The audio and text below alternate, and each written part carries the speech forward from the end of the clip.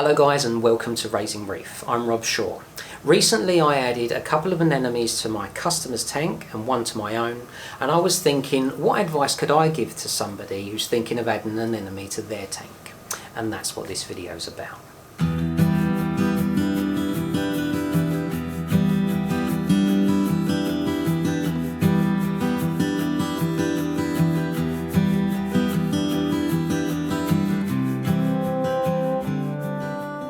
So my first piece of advice would be research. It's all too easy to be seduced into buying an anemone at the fish store and impulse buying and bringing it home, only to find that it's not quite the ideal specimen for what you was hoping to achieve in your tank. A little bit of research into what different anemones there are and what it is you want them to do will help you to choose the right anemone for your tank and your situation. Some anemones can get massive and overwhelm your aquarium. Others will stay smaller and split from time to time into multiple anemones, and there are even some that will eat your fish. So research is the key, and once you know what type of anemone you want, you'll be better suited to go out and buy one. So choosing a healthy specimen is very important, and there are a few things you need to look for. The tentacles should be sticky to the touch. The mouth should not be gaping open. It should be nice and closed. And the foot should be nicely secured, anchoring the anemone in position, usually onto a hard surface. If you're looking to get an anemone that will host your clownfish, then there are a few to choose from. In most cases, a bubble tip anemone is probably the best choice. They don't grow offensively large. They're available in a variety of different colours. They're considered quite hardy and therefore relatively easy to keep. So few people will go far wrong with a bubble tip anemone. Other anemones that will host clownfish are the magnificent anemone, but they will get massive. A sea bay anemone that can also get quite big also, and the long tentacled anemone, which I believe likes to bury its foot in the sand, so if you wanted it on the rocks rather than the sand, probably not the best choice. Most of the tips that I'm going to give you in this video are based on my personal experience, and that is mostly with bubble tip anemones, but all of the information I'm giving you pretty much covers most other anemones as well. So when you've chosen a healthy specimen, it's important to allow the person bagging up the anemone in the shop to take the time to remove it properly. If, like mentioned, with a healthy specimen it is securely attached, it can take a little bit of time to encourage it to let go. And if you force it, you can rip the foot, and this can be fatal for the anemone. So it's worthwhile being patient at this point and allowing them the time to remove it safely. I have removed many anemones over the years, and I've found the best technique was to get my hand in next to the foot and slowly but firmly massage the edge of the foot, and eventually it starts to lift and I can work my fingers underneath the foot and slowly remove it from its position, and then once it lets go you can just cup it and remove it from the tank. This process can take anywhere from 10 to 30 minutes, so patience is definitely the key when removing an anemone. Some people will try and use ice cubes, and I think there are a few other techniques people try and use, but I found the best way is just patiently just annoying it around the edge without damaging it enough for it to start to lift. And I've never had one that I was unable to remove. They can be particularly difficult if they have locked themselves into, say, a piece of live rock and they are inside a hole. Getting in there to actually remove it can be difficult. Quite often you can move the rock or turn it upside down out of the light and the anemone will move to a new position, and this may make it easier to remove, but like I say, it does require some patience. So once you've chosen a healthy specimen and they've bagged it up and you bring it home, it is important to remember that anemones don't always ship very well. They can sometimes be introduced to the tank, acclimatise just fine, and not make it. This isn't necessarily a reflection on your abilities as a reef keeper or the conditions of your tank. Recently I introduced two anemones that were bought in the same shop that came from the same tank, and I took them to my client's tank. I introduced them and acclimatised them in exactly the same way. They were both bubble tip anemones. One was a rose bubble tip and the other one was, I think, a starfire anemone or something like that. It was the red tip with the green body. The rose bubble tip closed up, melted away, never opened. Within 2 days there was nothing left of it. The other anemone within an hour was open and quite happily looking quite pleased with itself in the tank. So that goes to show that even introducing two anemones that came from the same tank to another tank exactly the same way can have very different outcomes. So if you do face an anemone that doesn't travel well and doesn't make it, put that down to experience. Don't let it put you off of getting another one.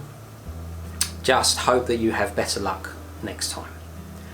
When it comes to acclimatizing the anemone, it's much like acclimatizing a fish. When you add it to the tank, you just float it in the bag for 10 to 15 minutes to temperature acclimate it. Then you can open up the bag, add a little bit of water from the tank, and it will start to adjust to the different water parameters. After about half an hour or so, you can then remove it from the bag and add it in the position in the tank where you'd like it to be. The real acclimation will happen once it's introduced, and over the next week or two it will then settle down. But then this is when all the fun begins.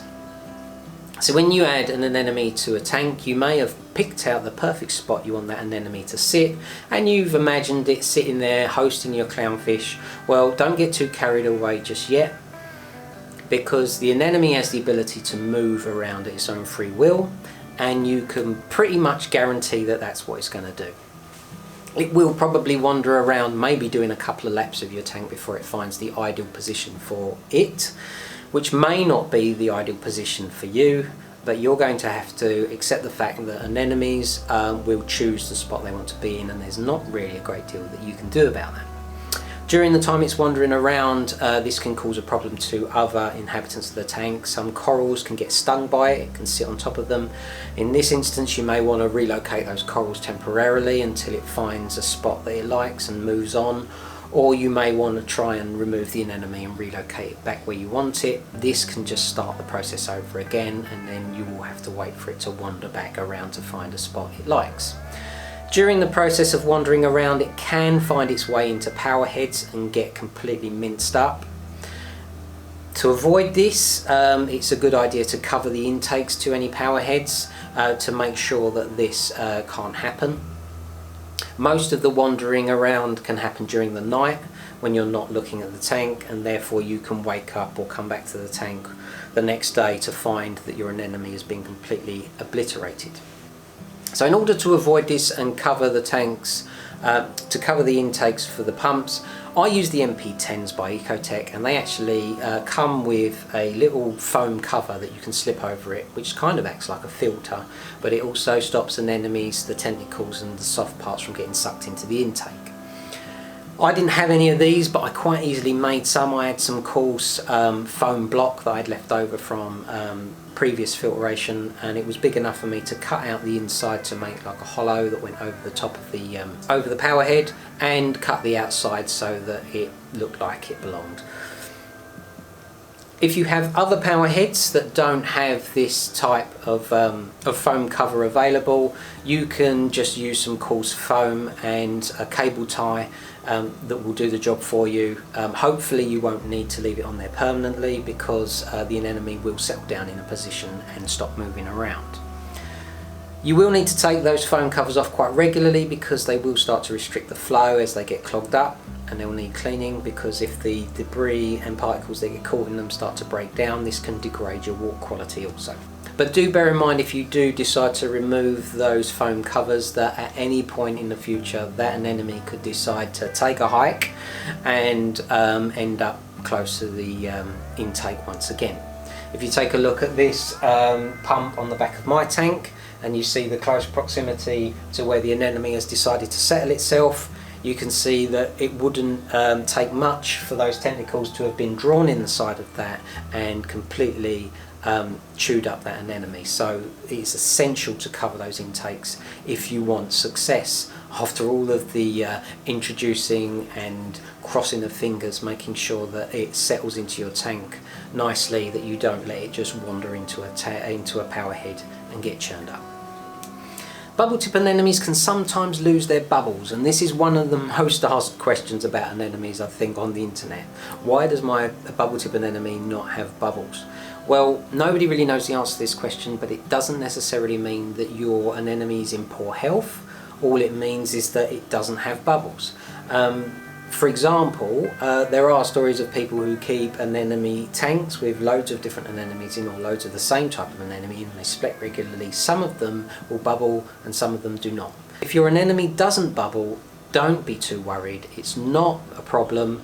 I know that some people might desire a bubble tip anemone to bubble, but you'll just have to accept the fact that maybe yours won't. As for getting your anemone to host your clownfish, now people have gone to some extreme lengths in order to get this to happen. They've sellotaped pictures of anemones hosting clownfish to the outside of their tank for their clownfish to see what they're supposed to do with the anemone, and they have sworn that it worked. Whether this was coincidence or not, I don't know. I'm going to reserve judgment on that one. More conventional approaches is to feed your clownfish into the tank via a tube directly into the anemone and hope that they get the idea and stay there.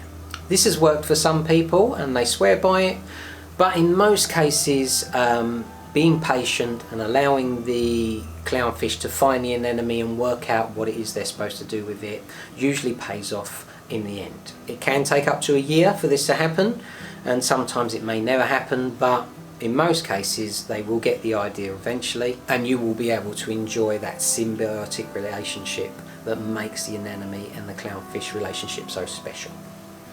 So after you've gone through all this finding the right anemone, choosing a healthy specimen, acclimatising it to your tank, crossing your fingers that it doesn't melt, and going through all the rigmarole of making your aquarium safe for it to roam around and find a suitable spot, is it worth it?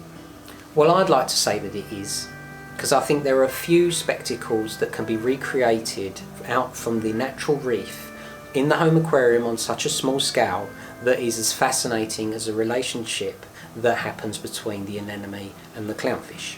And to be able to recreate that at home in your own aquarium can make that reef tank that little bit more special. So anyone thinking of adding an anemone to their reef tank, I would encourage you to do it, but do it in the safest way you can to avoid disaster.